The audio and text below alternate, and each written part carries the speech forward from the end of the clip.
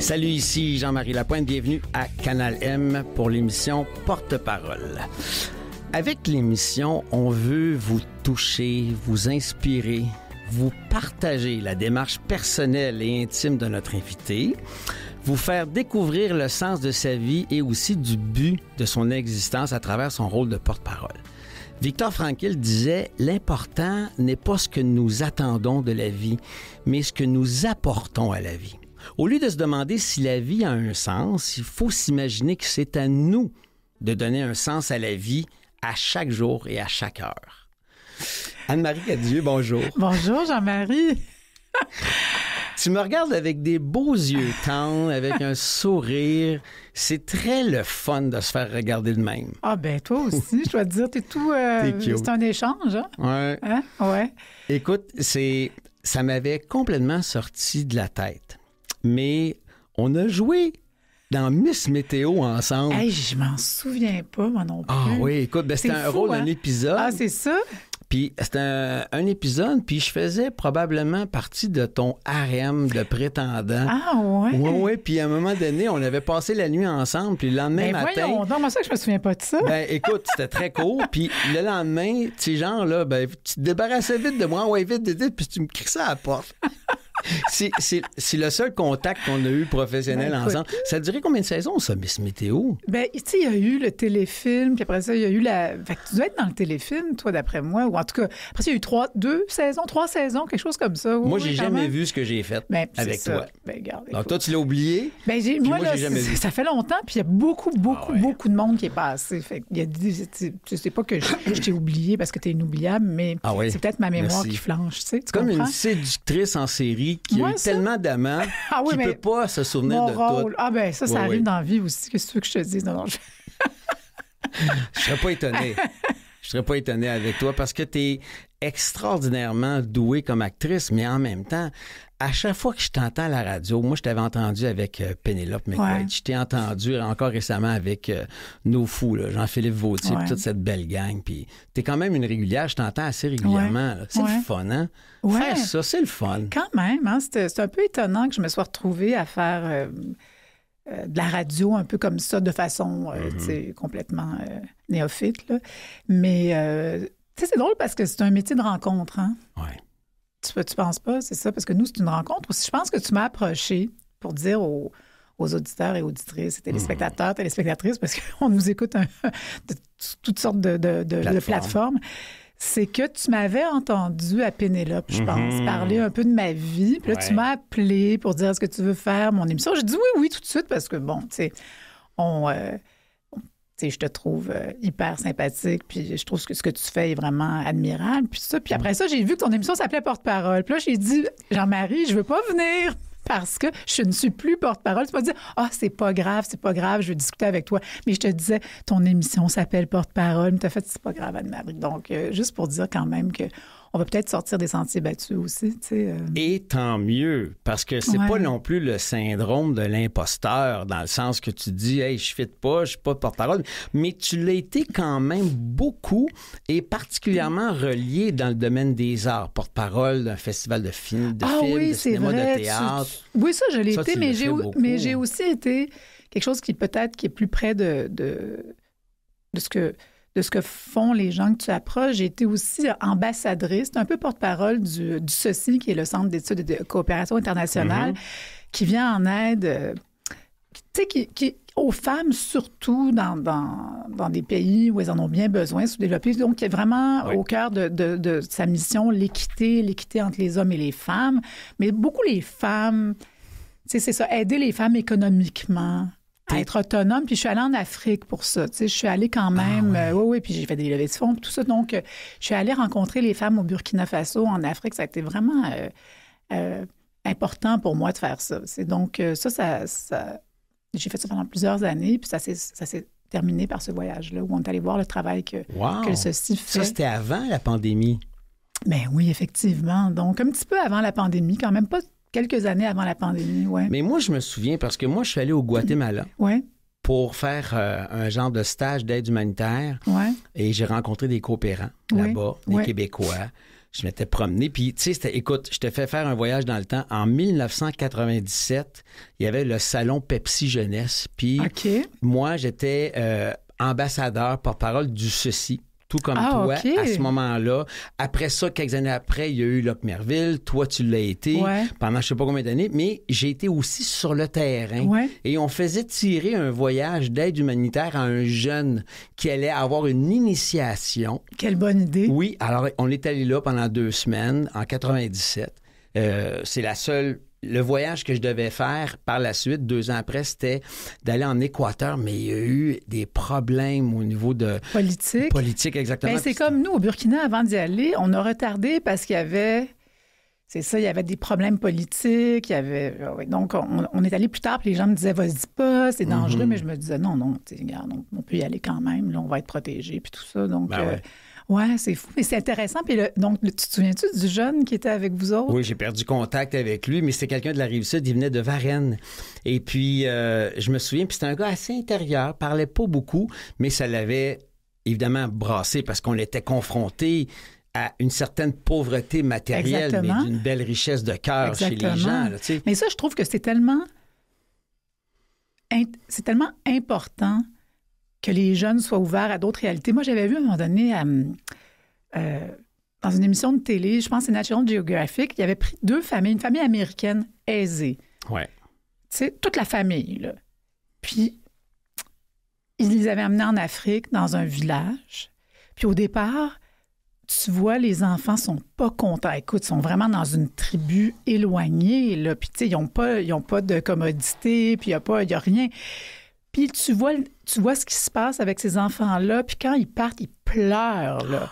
Ça pleure parce que là, tout à coup, ils sont en contact avec, avec le village. Il y a des rapports humains. Il n'y a plus d'écran. Il n'y a plus rien de ça, là. Puis au début, ils sont là, on n'a pas de toilette, on n'a rien. Puis à un moment donné, je me souviens qu'il y avait le petit garçon qui avait jeté de l'eau il avait jeté quelque chose de sale dans le puits, puis il a réalisé que ce puits-là, tu sais, je veux dire, c'était ce qui était important parce que sinon, tu n'as plus d'eau, là. Puis il a pleuré. Puis, donc, de t'ouvrir à d'autres réalités quand tu es enfant, c'est vraiment important. Après, tu transportes ça toute ta vie. C'est sûr que...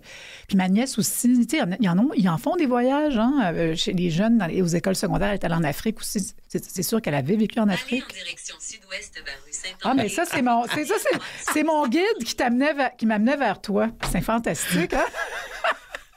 Ça, il n'y a pas ça au Burkina Faso. C'est ça. Il y en a, c'est encore surprenant de voir les femmes en moto avec leur cellulaire. Ils sont passés directement au cellulaire. Il n'y a pas eu de téléphone. Ah, c'est drôle. Oh, oui. Mais tu parlais de ta nièce, justement, elle aussi. Oui.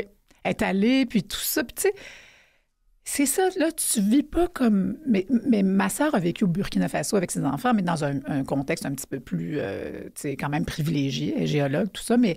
Elle a fait un voyage, ma nièce, plus tard. C'est ça, un voyage qui l'a obligé de se confronter à son confort, puis tout ça. Puis je pense que c'est vraiment important.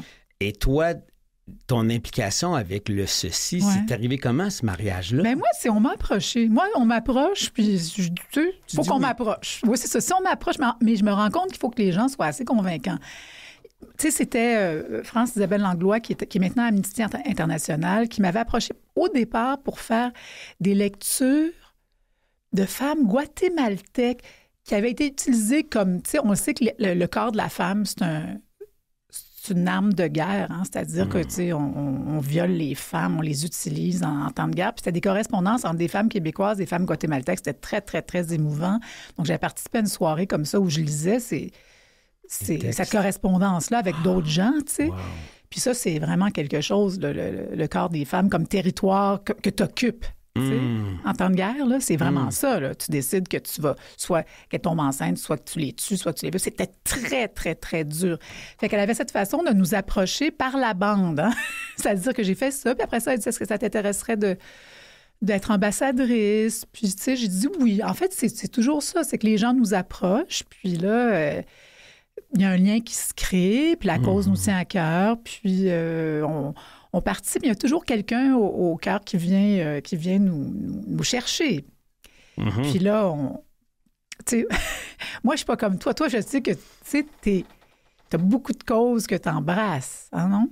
Oui. C'est pas ça un peu ta vie aussi, au-delà de ce que tu fais, c'est-à-dire que ça prend une grande part de ta vie. Oui, puis je pense que c'est un besoin aussi. Je me définis pas dans mon rôle de porte-parole, mais ça ajoute tellement d'éléments importants, des valeurs, des ancrages. Parce que tu le sais, notre métier, on est porté au nu, on va gagner des Gémeaux, on va se faire applaudir. C'est pas tant réel. Ouais. C'est une autre réalité.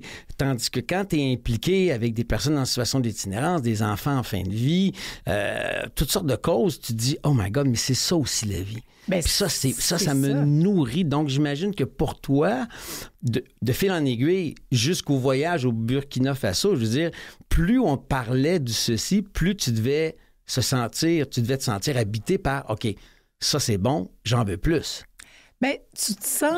c'est vrai que c'est aller à la rencontre de l'autre aussi, comme je disais. Puis aussi, aller en Afrique, c'est voir la différence. C'est quelle sorte de... Qu'est-ce que ça apporte? Est-ce que vraiment... Puis au début, tu t'assures que les dons... Tu sais, il y a tout ça. Quand tu deviens porte-parole ou ambassadeur d'un organisme, tu vas être sûr que l'argent va au bon endroit. Mm-hmm. Tu veux pas que ça soit juste, ça paye des salaires, puis que, il y a tout ça, là.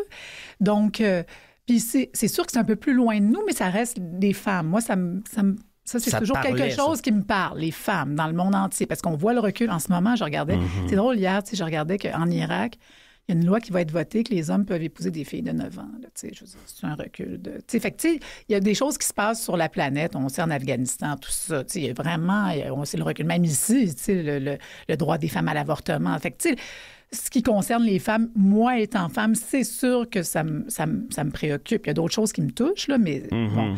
Mais là, de voir aussi... Puis ce qui m'avait surpris aussi, j'avais demandé quand j'étais sur place, parce que c'est assez artisanal, la façon dont les femmes travaillent, puis la façon dont l'aide est apportée. Puis j'avais demandé justement à France-Isabelle Langlois qui s'occupait du CECI, comment ça se fait qu'on ne donne pas des moyens plus plus avancés? Elle m'a dit, il faut aller avec le rythme aussi. Tu peux pas faire du dumping, tu sais. Non.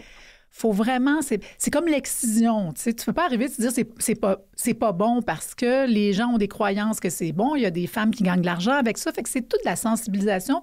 Puis il faut aller, parce que si tu vas trop vite, t'arrives pas à...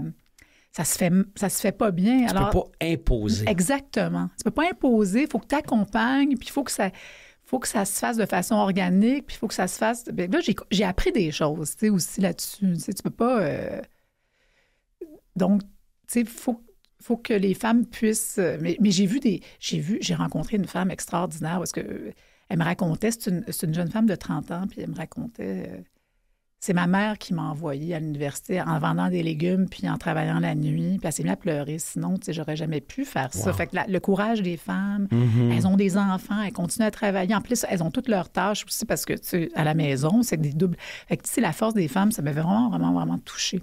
Ouais. Ça devait non plus aussi, c'est-à-dire... être confrontant. Je veux dire, tu sais, quand tu arrives avec tes yeux d'occidental, puis tu débarques dans une autre contrée avec un autre beat de vie, d'autres types de valeurs. Je veux dire, à chaque fois qu'on fait des voyages, que ce soit d'aide humanitaire ou dans des pays qu'on considère comme des pays plus en développement, je veux dire, c'est confrontant pareil. Oui, mais il y a plus de choses qui nous unissent, moi, je trouve. Tu sais, parce que ces femmes-là qui sont là, il y a plein de femmes super intéressantes, puis ont toute une pensée sur l'avenir, puis... Fait que, tu sais, moi, je trouve toujours que, malgré tout, je veux dire, on est tous des humains, là. Fait que, tu sais, il n'y a pas tant de barrières. J'ai pas senti une barrière entre elle et moi, sincèrement. Puis, tu sais, je sais pas, peut-être parce que je me suis promenée aussi dans ma vie un peu. Fait que, tu sais, c'est sûr que je vois pas... puis même, je pourrais dire qu'au contraire, quand je suis arrivée en Afrique, j'ai pleuré, là, de me dire, là, je suis au début, là, je suis au berceau de l'humanité. Ça, j'étais vraiment contente d'être là. Les surprises sont plus au niveau comment les gens vivent, puis tout ça, puis de te rendre compte aussi que, oui, tu te rends compte quand même qu'on est très, très, très privilégiés. Ici, ah, ben, mais ça t'a pas perturbé à ce point-là en dedans de toi? Ben, comment dire? Tu sais, on est quand même... Tu sais, t'es quand même dans un environnement où il y a des gens qui apportent de l'aide. Tu sais, je pense que si je voyais des sweatshops, puis si je vois de la... Tu sais, les gens qui font de l'esclavage, cyberesclavage, tout ça, tu sais, quand tu arrives dans des environnements où les gens... Du trafic humain. Je veux dire, là, je pense que je trouverais ça vraiment difficile. Tu sais, je veux dire, on le sait ce qui arrive dans le monde, là, tu sais. Puis il y a des choses, puis on se sent dépassé, puis il y a d'autres types de... Tu sais, là, je pense que je suis pas sûre que je tiendrais le coup. Mais là, tu es quand même dans un environnement d'espoir, puis d'optimisme, puis que tu donnes des outils à des femmes. Fait que c'est pas là, t'es pas dans le plus bas de l'humanité, où est-ce qu'il n'y a plus d'humanité. C'est ça que je veux dire. Où est-ce que c'est horrible, c'est quand tu penses que l'être humain vaut vraiment rien, là, tu sais. Puis il y en a qui pensent ça. Ou, tu sais, les passeurs qui passent des réfugiés, les gens qui quittent leur pays puis qu'ils s'en foutent là, que tu meurs ou pas. Je veux dire, quand tu vois ça te décourage un petit peu. Oui. Alors, tu comprends. C'est pas comme le général Dallaire, Roméo Dallaire, qui a vu des atrocités. Ouais. J'ai rencontré des gens dans un avion récemment qui étaient des coopérants. Ils avaient été au Rwanda, au Burundi, juste avant que ça éclate. Et pendant que ça éclatait, ils ont été, évidemment... escortés pour qu'ils quittent le pays, mais ils ont eu le temps de voir des atrocités là, à coups de machette. Oui, c'est pour ça que je dis que là, on n'est pas là. C'est pour ça que je dis quand même, c'est dans un contexte où c'est plein de lumière puis c'est plein d'optimisme. Là. Alors là, ça, je pense que il y a quand même toute une partie noire de l'humanité que c'est plus difficile. Puis ceux qui viennent en aide à ces gens-là, je les admire énormément là, parce que ça, tu t'attaques à des systèmes qui sont énorme. Tu sais. Mais ça, c'est des vrais missionnaires. C'est des gens qui ont une vocation dans l'humanitaire et c'est ancré en eux. Là. Ce que toi et moi, on l'est pas. On est sensible. On va se servir intelligemment de la lumière que nous avons sur nous, puis on va l'échanger, puis on va la donner, on va la partager à des causes qui sont dans l'ombre. C'est différent. Ça, c'est des gens qui travaillent à temps plein là, pour démanteler des réseaux, pour sauver des gens, puis tout ça. Fait que ça, c'est autre chose. Là. Puis des fois, on veut pas voir ça. Tu sais, regarder cet aspect-là du monde dans lequel on vit, parce qu'on sait aussi que même, regarde, notre cellulaire, on sait qu'il y a peut-être des enfants qui vont chercher du coltan dans des conditions qui sont pas idéales, tu sais. Je veux dire, regarde, puis tu sais, on sait que nos privilèges dépendent du fait qu'il y a une partie du monde qui eux, travaillent pour nous. Fait que c'est dur parce que qu'est-ce qu'on fait? T'sais? Il y a toujours ça, le sentiment d'impuissance, parce que c'est des grandes thématiques, mais c'est ça. Alors là, notre action, si petite soit-elle, au jour le jour, évidemment, je pense que c'est ça que tu valorises. C'est quelque chose qui est... semer la joie malgré tout, puis semer aussi... puis aussi sensibiliser, lever des fonds, réfléchir, c'est des choses qui... Ben, tu sais, ce que j'aime dire, Anne-Marie, c'est j'aime mieux faire une petite différence que de rester dans l'indifférence, tu sais. Qu'elle soit volontaire ou pas, consciente ou pas, cette indifférence tue. Alors ça, je pense que t'as assez de bagou, t'as assez de caractère pour... En tout cas, c'est ce que tu dégages d'emblée. Tu veux faire vibrer les gens, tu veux bouger et tu veux que ça brasse un peu. T'es pas une mitaine, bref. C'est gentil. Mais tu sais, j'en fais pas. Tu sais, je voulais pas venir ici parce que je me dis, j'en fais pas assez, mais c'est pas grave parce que je me dis, j'en ferai peut-être plus après ou j'en fais à la hauteur. On en fait aussi dans le quotidien. Tu sais, on parlait du fait que mes parents sont décédés. Fait que, tu sais, pendant les périodes où tes parents sont en âge plus avancé, où tu t'occupes d'eux, ben, tu sais, ça prend beaucoup de temps aussi. Tu sais, comme quand tes parents, je veux dire, si toi-même, t'es papa ou t'es maman, ton bénévolat, c'est tes enfants. Exactement. Tu sais, c'est du temps plein, ça. Fait que, c'est sûr que... C'est ça, moi, j'ai accompagné mes deux parents dans la mort, tu sais, les dernières années. Fait que ça, c'est ça. À un moment donné, tu sais, t'es là-dedans, tu sais. Fait que c'est sûr, comment tu conjugues ta vie. Fait que j'ai beaucoup d'admiration pour les gens qui en font beaucoup, qui en mènent large, là, qui s'impliquent, là, tu sais. Serais-tu ouverte à quelqu'un cogne à ta porte en te disant, nous autres, on a une petite maison de fin de vie, on cherche une ambassadrice, une porte-parole. Est-ce que c'est quelque chose qui te ferait vibrer, ça, vu que tu as connu l'accompagnement de tes parents? Oui, certainement. Mais moi, je suis ouverte à beaucoup... Parce qu'il y a beaucoup de choses qui peuvent nous animer. Moi, les enfants, tu sais, j'ai pas d'enfants, mais j'aime beaucoup les enfants. Puis en ce moment, j'ai un filleul qui a 5 ans, puis son petit frère de 2 ans. Puis, tu sais, je côtoie... C'est le fun, ça, tu sais, je les côtoie énormément. Puis, tu sais, on sait que, bon, il y a des enfants qui mangent pas. Tu sais, les conditions économiques sont pas en ce moment. Fait qu'il y a les enfants, bon, il y a l'itinérance, il y a la santé mentale. Il y a tellement, tu sais, finalement, Tu sais, ça dépend, comme je dis, je pensais au phare, où est-ce que, tu sais, je suis sensible au phare. Je sais pas si tu connais ça. Enfant famille? Oui, Enfant famille. J'avais été très touchée par... j'avais vu un reportage que Patrice Roy avait fait au téléjournal, puis, oh mon Dieu, tu sais, c'est là que des fois, on est touché, puis là, j'ai fait un don, tu sais. Ouais. Puis après, j'avais joué pour eux. Tu sais, quand on est appelé à jouer des quiz, on nous demande pour qui vous voulez lever des fonds. Fait que moi, souvent, c'est le phare, parce que je trouve que c'est pas petit, mais c'est pas grand. Puis aussi, c'est ancré dans la communauté, puis ça vient en aide aux familles. Aussi, je trouvais que c'était vraiment original. Puis c'est des enfants qui sont en soins palliatifs, donc en fin de vie, c'est quelque chose qui est triste, mais qui est plein de lumière parce que malgré tout... Mais tu sais, je suis toujours épatée quand même. Tu sais, on parlait de du côté sombre de l'humanité, mais il y a aussi tout le côté solidarité. Moi, je suis toujours émue aussi dès qu'il y a des événements catastrophes. Les êtres humains sont là les uns pour les autres. Fait qu'il y a toujours ça, tu sais.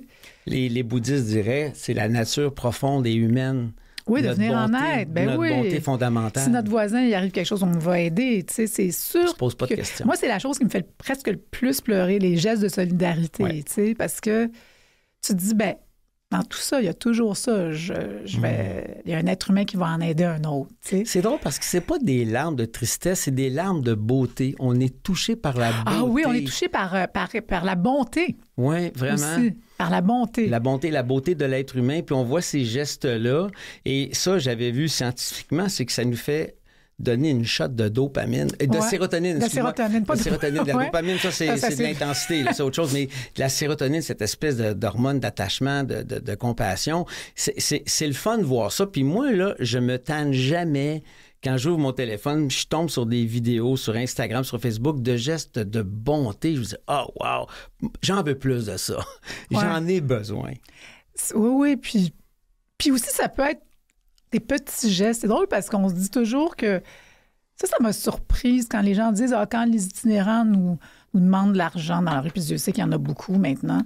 Puis bon, tu donnes pas toujours d'argent, mais tu peux toujours bien faire un sourire. Puis parce que j'entendais que les gens, non, ils veulent pas leur... Puis là, je me disais, ça coûte rien de dire bonjour, excuse-moi, tout ça, des fois d'en donner, des fois tu sais, l'humain, là, moi, c'est au cœur de nos vies tous les jours, là, c'est du contact humain, c'est que ça, le rapport à l'autre dans les petits moments, les grands moments, mais les petits moments du quotidien, là, fait que, tu sais, bon, regarde, puis c'est sûr que c'est un métier, nous autres, on fait ce métier-là, c'est un métier, j'espère, d'empathie et d'ouverture. Pas de conformisme, aussi de vouloir être ouvert à toutes sortes de réalités, puis tu sais, de pas juger, puis de pas... puis ça pourrait tous nous arriver. Ça, sincèrement, je le crois. Mais profondément. Je dis pas ça comme tu sais, comme ça, un truc en l'air. Tu sais, la frontière, là, on l'a vu, il y a des gens... La frontière est mince, là. Écoute, cette année, au micro, j'ai eu Étienne Boulay. Puis Étienne Boulay, qui est un joueur de football professionnel, qui gagne très bien sa vie comme homme d'affaires, puis comme artisan des médias, tu sais, il a quand même côtoyé un gars qui s'est ramassé dans la rue, qui a joué au football, tu sais. Une vedette de la Ligue canadienne de football. Je vais le nommer parce qu'on en a parlé dans les médias, puis on a fait une émission sur lui avec la série Face à la rue. Le gars, il s'appelle Rassan Giddings. Il a quand même connu la déchéance jusqu'à se ramasser dans la rue. Et malgré le fait que, comme nous, toi et moi, on se fait applaudir, on se fait porter au nu, et il y avait probablement d'immenses fragilités, des prédispositions à sombrer dans l'addiction qui l'a amené ça, c'est la sûr. Rue. Donc, la ligne est mince entre qui est du côté du comptoir alimentaire.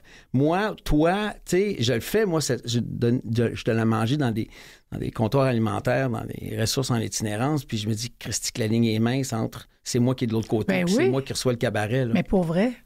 Puis de plus en plus, tu sais, on le voit parce que le coût de la vie qui augmente, parce que, tu sais, tout ça. Donc, les gens... Tu sais, fait que c'est toi. Tout peut être toi, là. Tout à fait. Tu sais, sincèrement. Fait que c'est sûr que... Alors, bon, tu sais... Et pourtant, ça vient d'une fille, Anne-Marie Cadieux, pour pas la nommer, qui... Mon Dieu, quelle carrière! Je veux dire, j'ai de la misère à t'imaginer... te tourner les pouces, pas avoir de job, puis de sombrer dans une dépression, puis être sur l'aide sociale. Je veux dire, t'as pas manqué d'emploi vraiment depuis combien d'années? Oui, mais c'est quelque chose... Tu sais, quand j'ai commencé ma carrière, j'ai été vraiment pauvre, là. dans la vingtaine, j'étais pauvre, là, comme je peux pas aller prendre une bière, tu sais. OK. Je peux pas sortir, je sais pas si je peux me payer un appartement. Fait que c'est quelque chose que j'ai senti parce qu'on choisit ce métier-là en se disant, tu sais, j'ai pas pensé, tu sais, je pensais pas à ça, l'argent, nécessairement au départ, tu sais. Puis ça avait pas été on m'avait pas inculqué ça. Tu sais, mes parents n'ont pas fait « Oui, il faut que tu fasses de l'argent ». C'était pas ça du tout. Ils parlaient pas de ça. Tu sais, c'était comme « Fais ce que tu aimes ». Bon, ils sont inquiétés. Fait que j'ai connu des années de précarité. Mm-hmm. Puis c'est un métier de précarité aussi. Parce qu'on a beau dire « Ouais », puis je suis toujours consciente de ça. Tu sais, tu le sais, à un moment donné, tu vas-tu travailler? Tu sais, c'est un métier où est-ce qu'on est vraiment confronté à la précarité en se disant... Puis même là, tu sais, j'ai 63 ans. Est-ce que, tu sais, je sais jamais ce qui va arriver, tu sais, j'ai pas de... Tu sais, on n'est pas... c'est pas un métier où est-ce qu'on a une sécurité, tu sais, on n'a pas un fonds de pension, puis tout ça. Fait que, tu sais, c'est sûr que cette affaire-là, je l'ai toujours eu en tête, même jeune, de, tu sais, mon Dieu, ouais, tu sais. Puis ça m'a pris du temps à m'en défaire, puis ça revient, tu sais, ça revient. Donc, j'ai pas la... Tu sais, je suis pas là à faire « ouais », tu sais, mais c'est sûr que j'ai... Là, à l'âge que j'ai, je me dis, j'ai été privilégiée, j'ai évité des écueils. Puis aussi, j'ai pas de propension aux dépendances. Hein. Ça, c'est sûr que c'est autre chose. Ça aide. Ça aide. Puis je ne savais pas jeune, parce que tu te demandes si ça peut arriver, ça, que tu bascules. Mm-hmm. Puis, tu sais, mais c'est quelque chose que je sens profondément, puis je pense que c'est dû à la nature de mon métier, puis de voir aussi que ça peut arriver à tout le monde. Puis j'en vois des acteurs à qui ça arrive à un moment donné, qui vieillissent, puis ils font, regarde, tout à coup, ils se retrouvent là, avec rien. Fait que, tu sais, c'est pour ça que, tu sais, on n'est pas des... On n'est pas riches. C'est ce que je veux dire. On n'a pas privilégié ça, donc c'est correct aussi, mais ça veut dire que c'est quelque chose que je porte en moi aussi. Mm-hmm. J'aime même pas sans parler, tu sais ce que je veux dire? Mm-hmm. Mais ça fait partie, puis je pense que faut avoir cette capacité à encaisser ça pour pratiquer le métier qu'on fait. Mais tu as une belle conscience. T'as de la conscience, t'as de la gratitude, t'es gâté, mais t'es consciente que ça peut basculer. Ah ben oui, puis aussi, tu sais, bon, regarde, c'est comme ça. Là, ouais. Ouais. 63 ans? Ouais. C'est un choc, je pensais pas. Toi, t'as quel âge? J'ai 59, genre 60. Ah, ok, t'es plus jeune que moi. Ouais, mais je vais basculer dans la soixantaine en 2025, puis je me dis que ça passe vite. Incroyable. Hein? Il nous disait ça quand on était petits, puis on fait off, tu sais. Discours de mon oncle. Ah oui, on est comme rendu vieux, ça passe. Mais c'est vrai que c'est incroyable. Là. Surtout après 40, là, c'est comme wow, tu sais. T'as ouvert une porte tantôt quand tu parlais de tes parents qui sont tous les deux décédés, moi aussi. Alors, tu sais, on se retrouve orphelins. Ouais. Veut pas, on a beau avoir des frères et sœurs, on a une fratrie, on a des liens, mais face à soi-même, ça m'est arrivé d'avoir des petits moments de ouf, ils sont plus là. Ouais, mais moi, c'est drôle parce que Pascal Monpetit, l'actrice, elle avait écrit un jour, on ne devrait pas se dire orphelin, on devrait se dire héritier. Puis j'ai trouvé ça beau. Plutôt que se penser orphelin, on est héritier parce qu'on hérite aussi des valeurs de nos parents, de ce qu'ils nous ont légué. On est formé d'eux. Hein, c'est quoi les valeurs de tes parents qui t'ont inculqué? Ah, mes parents, c'était des gens... mais les deux étaient de milieux assez modestes, je vais te dire, hein, parce que ma mère elle venait d'une famille où est-ce que... Tu sais, le père était parti, puis la mère les a élevés. Puis, tu sais, le père, au début, aller chercher le père à la taverne. Mais ma mère, t'aurais jamais pensé ça quand tu la rencontres. Mon Dieu, je fais vibrer la table. Parce qu'elle était... Puis, tu sais, c'était une famille quand même... Bon, en tout cas, fait que, tu sais, ça. Puis, mon père, il venait de l'Orignal, de l'Est ontarien, père qui passait le pain, tu sais. Puis, lui, il a fait semblant de vouloir devenir curé pour aller aux études. Fait que mes deux parents ont étudié, mais mes deux parents venaient tu sais, ils venaient pas de milieux aisés. Mm-hmm. Mais après, bon, on est une famille quand même, tu sais, classe moyenne, là, okay. Tu sais. Puis, mes parents, assez de gauche, je te dirais, progressistes. Tu sais, très progressistes. Ma mère, dans les années 60, qui prend la pilule. Donc, féministe aussi. Wow. Féministe, très attachée aussi au Québec, tu sais, social-démocratie, pas de privé, juste du public, puis que tout le monde, tu sais, contribue à la société, puis payer des impôts pour que ça profite à d'autres. Fait que ça, c'était leur valeur, vraiment. Tu sais, c'était...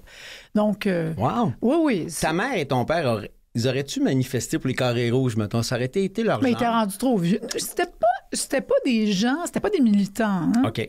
Non, c'était pas des militants, mais je vais donner un exemple. Là, je vais raconter une anecdote Go. de ma mère. Puis je me permets de la raconter parce que j'ai entendu Stanley... Stanley Volant? Non, le médecin. C'est Stanley. C'est ça, Attends une minute. Attends, Oui, on parce est que c'est Volant, c'est Florent, OK. Voilà, c'est Stanley Volant, médecin. on lui a demandé en ondes, est-ce que vous pensez que du fait que vous soyez autochtone, vous devez être meilleur que les autres? Puis il a dit oui, qu'il sentait qu'il fallait qu'il soit meilleur. Et je me souviens d'une anecdote. Ma sœur, plonge dans les années 60. Ma sœur Isabelle fait une crise d'appendicite. Mi-60, là. Puis là, il faut qu'on la rentre à l'hôpital, il faut qu'on l'opère d'urgence. Et ma mère, on lui demande, puis là, ça parle d'une société. On a un chirurgien noir. Est-ce que vous acceptez que votre fille se fasse opérer par un chirurgien noir? Mais elle se fait poser cette question-là. Et sa réponse, c'est « Eh mon Dieu, il doit être meilleur que tout le monde. » Wow! Elle dit avec grand plaisir, ça doit être le meilleur chirurgien de votre hôpital. Parce que si c'est rendu là avec tout le racisme qu'il y a, c'est sûr qu'il est bon. Puis effectivement, il était très bon. Mais je trouve que c'est une réponse, tu sais, qui la décrit bien. Wow! Tu sais, puis ça décrit le Québec, que quand même que tu appelles quelqu'un pour lui demander ça décrit qu'on a fait quand même du chemin, quoique. Hein? Oui. Mais tu vois, alors c'était pas quelqu'un qui était, fermé. C'était pas quelqu'un qui était fermé d'esprit. Elle avait tellement conscience. Puis elle me disait même quand on était jeune, parce qu'elle était féministe, puis elle disait être femme difficile, être femme noire encore plus difficile, être femme noire pauvre encore plus difficile. Donc, elle était aussi consciente de ses privilèges. Donc, c'est ça. J'ai été quand même élevée dans la tu sais, pas, mon Dieu, les autres. Puis aussi, comme je disais, d'ailleurs, quand ma mère était à l'hôpital, parce qu'elle a reçu l'aide médicale à mourir, puis elle disait « Ah, c'est fantastique, regarde. » Elle aimait, elle regardait les services qu'on a, quand même, parce qu'on critique, c'est sûr que le système de santé, il y a beaucoup d'écueils. Puis moi, j'ai peur que puis cette question-là, justement, de moi d'avoir peur que ça te bascule au privé, c'est parce que j'ai les valeurs de mes parents, là, de toute une génération qui s'est battue pour qu'on ait des services au public, dans les écoles, partout. Fait que ça m'a marqué. Tu me demandes les valeurs. Je ne sais pas si toi, de ton côté... Puis on y revient dès que je finis. Fait que là, c'est sûr. Puis là, elle était reconnaissante. Puis elle dit, regarde, c'est fantastique. Regarde, c'est parce qu'une fois que tu es dans le système, c'est fantastique, les services qu'on a. Oui. Je veux dire. Puis les gens, comment ils sont dévoués, puis comment ils sont compétents, puis tout ça. Donc, elle était reconnaissante, tu sais. Ouais. L'aide médicale à mourir, donc, ça fait pas si longtemps que ta maman est décédée? Non, elle est décédée il y a juste... pendant la pandémie. Ouais. Wow! Ouais. Tu l'as vécu comment? Cette mort-là, cette fin-là de ta maman, avec l'aide médicale à mourir? Vraiment extraordinaire. Ah oui. Vraiment extraordinaire. Mais parce que je sais qu'il y a des expériences qui sont peut-être... Parce que dernièrement, il y a eu des... Mais pour nous, parce que quand ma mère... Je ne vais pas tout raconter, parce que ça va être bien long, là. Mais quand elle a su qu'elle avait un cancer, puis là, elle sortait en plus... On sortait de la pandémie où elle avait été hospitalisée pendant 5 mois. Puis isolée, tu sais. Puis elle a appris ça à ce moment-là, puis... Ça sortait d'une dépression. Je ne peux pas tout t'expliquer, mais c'était compliqué. Puis là, elle était bien. Puis elle m'a dit, ah non, je vais vivre. Puis à un moment donné, moi, je savais qu'au bout de 2 semaines, je dis, tu as droit à l'aide médicale à mourir parce qu'on en avait déjà discuté ensemble. OK. C'était quelque chose qui, tu sais, ça la... Tu sais, puis quand elle n'avait pas le droit, je disais, maman, tu n'as pas le droit, tu sais. Et puis là, elle a dit non. Puis après ça, elle a dit, je veux avoir l'aide médicale à mourir. Puis ils ont été tellement... C'était des femmes, hein. Son oncologue était femme. OK.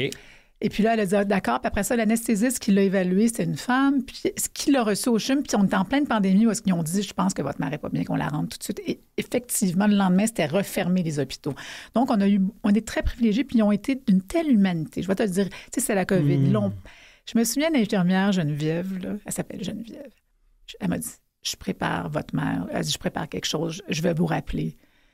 Puis elle n'attendra pas. Puis on va essayer de lui trouver une chambre, là, parce que j'ai peur pour votre mère. Elle sentait que, tu sais, elle avait parlé au téléphone pour parler d'aide médicale à mourir. Elle a dit, je sens qu'il faut que...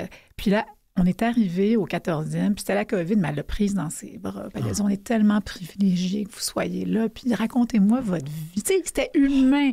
Wow. Puis vous avez eu des enfants. Oui, puis là, ma mère, tu sais, elle s'est... Tu sais... Puis elle y prenait les mains, puis tu sais, sincèrement, c'était vraiment beau. Puis là, j'ai vu ma mère, tu sais, elle a dit, tellement gentil. Puis là, s'épanouir avant sa mort, puis ça s'est fait très, très bien. Dignité, humanité, respect. Puis là, tu sais, quand même, c'est sûr que c'est quelque chose de très violent, hein, tu sais, c'est quand même, c'est la mort là, qui s'en vient. Mais la veille, ma mère, elle disait, bon, il faut que je lise mon devoir. Là. Venez pas trop tôt demain. Elle avait des... Parce qu'on a, tu sais, on a été là, ces filles étaient là parce qu'on avait le droit d'être là. Puis ce que j'ai trouvé quand même dans la mort, le plus petit rencontre le plus grand et le plus profond.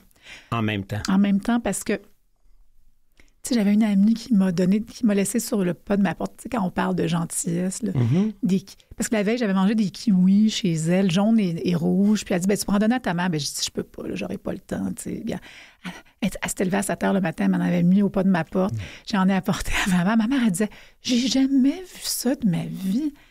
C'est beau, puis c'est bon. Puis, tu sais, elle était juste avant la mort, mais elle s'émerveillait encore. Fait que, il y avait toutes sortes de petits gestes. Fait que t'as le grand puis le petit. Qu'est-ce que je porte? Puis, en tout cas, mais ça a été... Puis, tu sais, moi, je trouvais qu'elle est partie. Je trouve qu'on est chanceux au Québec. Moi, j'ai entendu beaucoup de témoignages de gens qui ont dit on n'a pas ça en France. Parce que sur Facebook, j'en ai parlé. Moi, ma mère est partie ou mon père est parti d'une manière horrible. Puis là, elle est partie sereine. On était là. On a eu le temps de parler, on a eu le temps de... Ça a été vraiment beau. Elle est partie doucement. Puis c'est sûr que, tu sais, je trouvais que c'était mon père, c'est pas comme ça qu'il est parti. Moi, je trouvais que c'est fantastique, tu sais, de partir d'une manière... Elle avait 88 ans, elle savait qu'un an plus tard, elle allait mourir, là, dans le sens que, bon... Mais je trouve que... Fait que je sais pas, toi, comment tes parents... Moi, ton père, ça s'est fait... Papa, il est mort à la maison Saint-Raphaël, dans la dignité, sans l'aide médicale à mourir. C'est ça. Parce qu'il y avait aussi la foi, mais aussi parce que papa était full dans la démence, donc il avait probablement il avait même pas conscience. Non, exactement. Puis tu sais, quand tu me parles de ton père, c'était combien d'années? Ça fait longtemps, ton papa? Non, mon père, les deux sont morts à 88, mais mon père avait 6 ans de plus que ma mère, fait qu'il est mort 6 ans plus tôt. Oui. Et lui, il n'avait pas l'aide médicale à mourir, mais ça n'a pas été le fun, tu dis? Ben, c'est-à-dire, non, ça n'a pas été comme... Ça s'est quand même fait assez vite, mais il commençait à sombrer dans la démence un peu. Puis j'ai trouvé ça dur parce qu'on l'a vu le matin, puis, tu sais, il est mort. On n'était pas là. Tu comprends ce que je veux dire? L'après-midi, ils nous ont appelés. Puis là, ça m'a fait... Mais tellement de peine, tu sais. Tu sais, même si je pense qu'il s'en rendait... Tu sais, c'est peut-être... Mais c'est moi, là, ça m'a... J'ai trouvé ça, tu sais, je fais... Moi, en tout cas, ça m'a... T'sais, mais heureusement, on l'avait vu le matin, tout ça. Puis la veille, on est allé, puis il est mort le jour de Noël. T'sais. Mais ça, ça m'a déchiré le cœur, ça, vraiment. Même si je pense qu'il n'aurait peut-être pas été conscient, mais je sais pas, j'aurais voulu. Puis donc, puis tu sais, la mort, c'est quand même quelque chose c'est violent de toute façon, la mort de nos parents. Fait que c'est très puissant. Puis j'ai souvent dit, on a quand même la chance de les accompagner. Si on a la chance de les accompagner avant, c'est un cadeau extraordinaire. Je veux dire, dans les mois qui se précèdent, dans les années qui précèdent. Ouais. C'est un cadeau qu'on déballe pour le restant de nos jours. Puis quelle ironie, un cadeau, mourir le jour de Noël en plus. Ah ben je me suis dit, il voulait qu'on se souvienne de lui. Il a fait une vraie belle sortie. Qu'on puisse s'associer un jour. Mais c'est correct. Mais tu sais, il a punché en sortant, lui. Mais je me dis quand même qu'on est chanceux. Tu sais, moi, pour ma part, je sais que mes deux parents soient morts à un âge quand même. Parce qu'on s'attend à ce que nos parents meurent. Mais tu sais, c'est... Mais tu sais, c'est d'autres qui parlent du cadeau parce que toi, tu t'es occupé de mon père, pas de ma mère, parce que ma mère avait 49 ans. Ben c'est ça, elle était très jeune, 26, mais ça, c'est triste, ça. Ben oui, très triste. Par contre, ton père, il a eu le don de puncher en sortant, mourir un 25 décembre, puis tu vois... Tu sais, nous autres, habituellement, la formule de l'émission, c'est qu'on fait une demi-heure, tu sais. Mais là, on a dépassé... Hey, c'est vrai, tu fais-tu juste une demi-heure? Mon Dieu, je pensais que c'était 1 heure. On fait 1 heure. C'est que la deuxième demi-heure, on s'en va complètement ailleurs. OK, ben bon, on s'en va ailleurs. Ben c'est ça que je vais te proposer. Alors, vous avez peut-être reconnu la voix d'Anne-Marie Cadieux. Ici, Jean-Marie Lapointe. Vous écoutez Porte-Parole sur Canal M. Alors, vous écoutez Porte-Parole, diffusé sur Canal M. Je suis avec Anne-Marie Cadieux et pendant la transition musicale, tu es en train de parler de ta mère en fin de vie, à quelques minutes, quelques heures d'avoir l'aide médicale à mourir. Mais qu'est-ce que c'est drôle avec les bas, la barrette. Ah oui, ma mère, je veux que je te maquille? Non, je veux partir comme t'es arrivé. Exactement, mais elle voulait garder ta petite barrette quand même. Okay, puis après ça, c'était comme, ma soeur, elle avait acheté des petites chaussettes très jolies, puis elle dit, ben, Gardez-les. Vous les enlèverez pour les garder après. Je dis, ben oui, on va. Tu sais, tu comprends-tu, c'était fou, là. Tu sais, des petites choses du quotidien.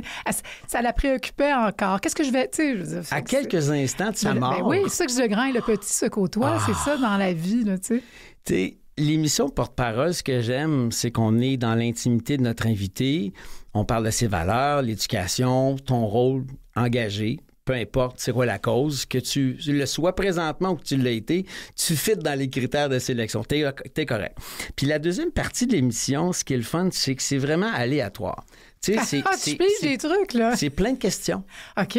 Et c'est toi qui les lis. Je les pose? Non. Tu te les poses à toi. Ouais. C'est toi qui Puis si je l'aime pas, la question... Il y en a à peu près 100. Innocent. Tu me traites d'innocent? As-tu des regrets? Ah ben, Colin, c'est sûr. Ah oui, Tellement. Premièrement, j'ai pas d'enfant. OK. Je pourrais dire que c'est un regret. Puis là, il faut faire bien attention quand je dis ça parce qu'il y a plein de gens qui n'ont pas d'enfant qui le regrettent pas. Là. Je dis pas que si t'as pas d'enfant... T'as raté ta vie. Ah, pas du tout. Puis moi, j'ai plein d'amis, j'ai de tout, tu sais. Mais sincèrement, je le regrette. Mm-hmm. Puis il y a eu beaucoup de raisons pour lesquelles il y a eu toutes sortes de circonstances. Je ne veux pas vraiment rentrer là-dedans. Ça, c'est un petit peu plus... mais je pense quand même que c'est une belle aventure, tu sais.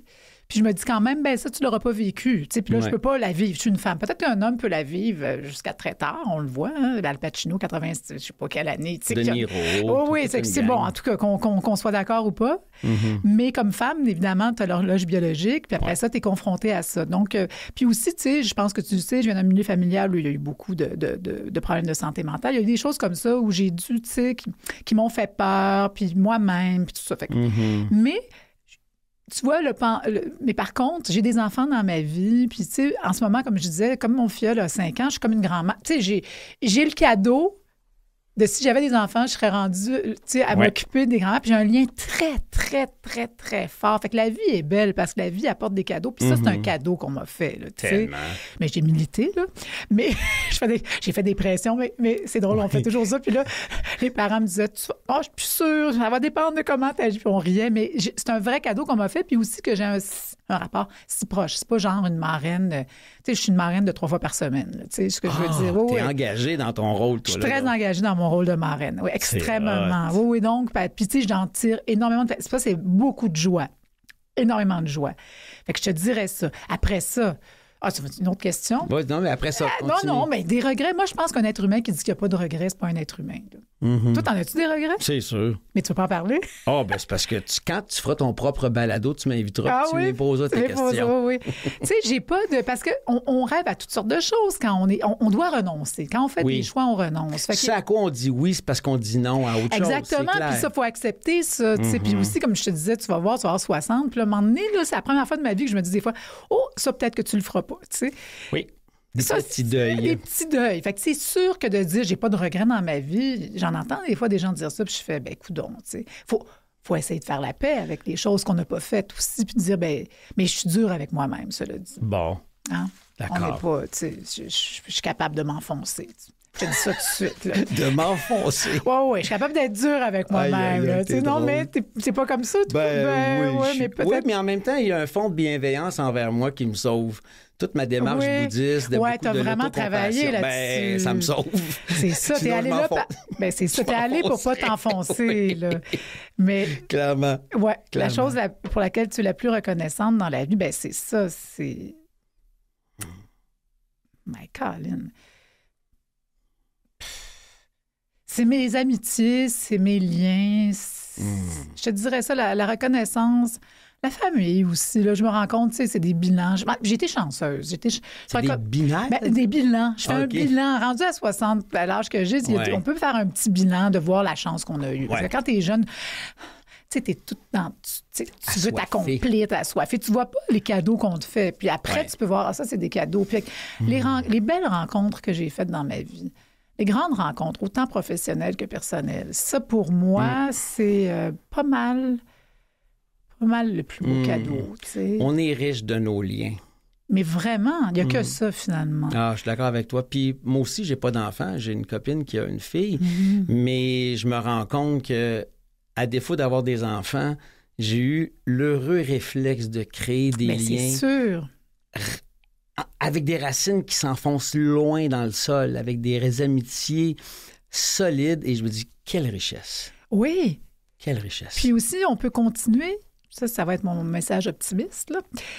Parce que moi, après 50 ans, je pensais pas que je me ferais d'autres amis, je veux dire profonds. Ah, des nouvelles. Des nouvelles, mais tu sais, oui, des connaissances, mais je sais pas pourquoi j'ai pensé à ça, mais je me disais, tu sais, j'ai des amis de longue date. J'ai pas d'amis d'enfance parce que l'enfance, on est beaucoup déménagé, donc j'ai des amis à partir de 15-16 ans, là, tu sais, que j'ai depuis longtemps.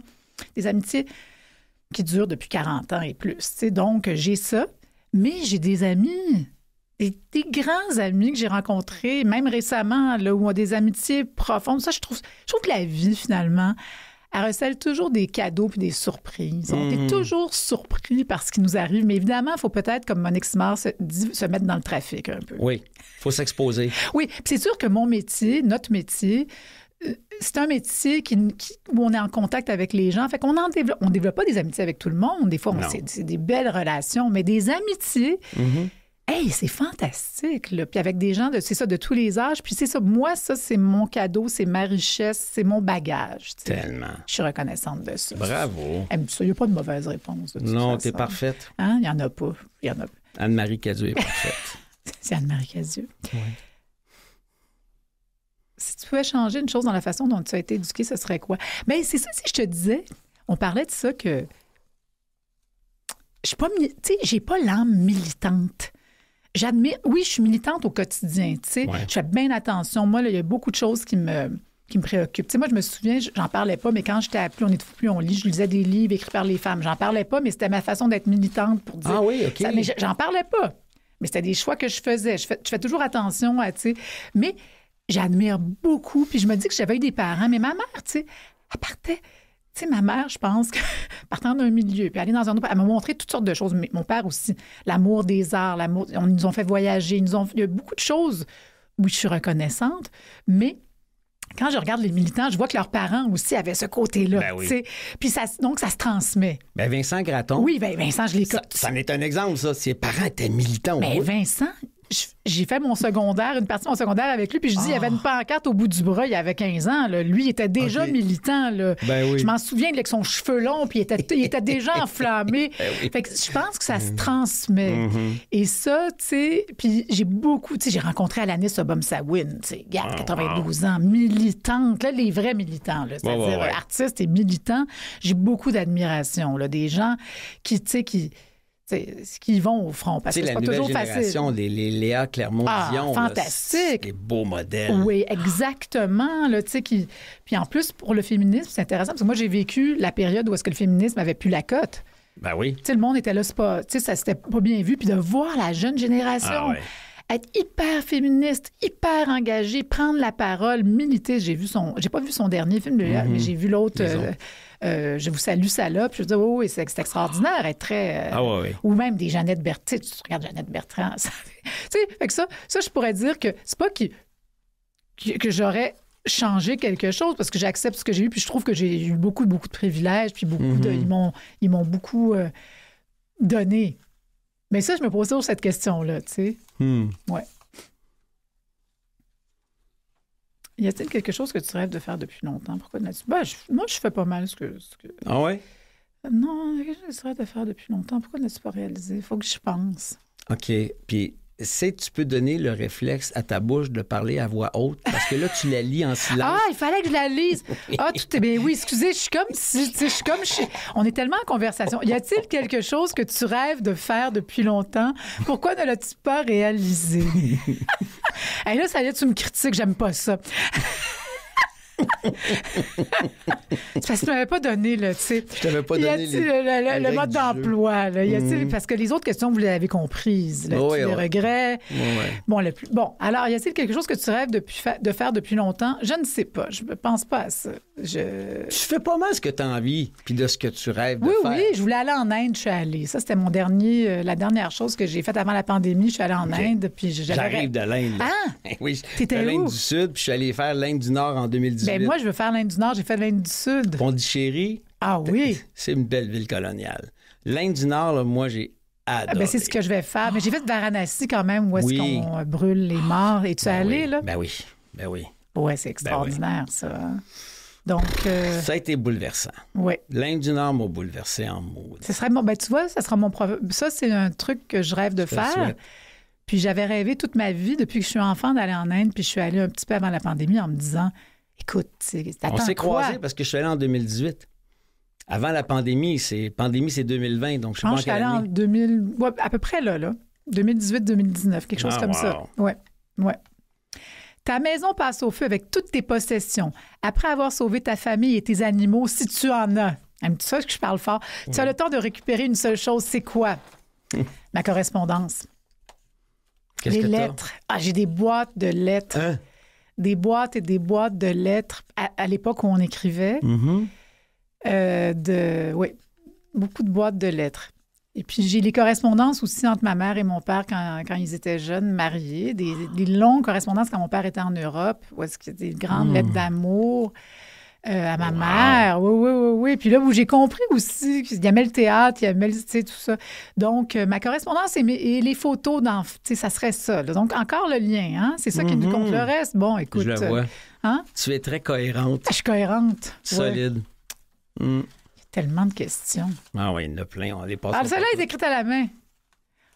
C'est quoi? Quelle est la plus belle phrase que tu as entendue de toute ta vie? Je peux pas répondre à ça. Bon. Pourquoi? Mais parce que ça me vient pas en tête, la plus OK. belle phrase. C'est pas parce que je suis contre ta question, mais la plus belle Non. phrase. C'est tough à trouver. Ben, tu sais, aussi. parce qu'il faudrait que j'y pense, là, puis que là, je retourne dans Surtout mes pour une citations. actrice, t'en as lu du monde, t'en as lu des textes. Oui. Ben là, je vais répondre les mêmes choses. Là, le bonheur, c'est quoi? Là, je vais OK. te répondre des choses que j'ai déjà dites. Fait que je vais essayer d'aller... Que signifie le mot amitié pour toi? Le mot amitié, c'est pas mal, ça veut dire inconditionnel. Mm. Amitié, ça veut dire l'amour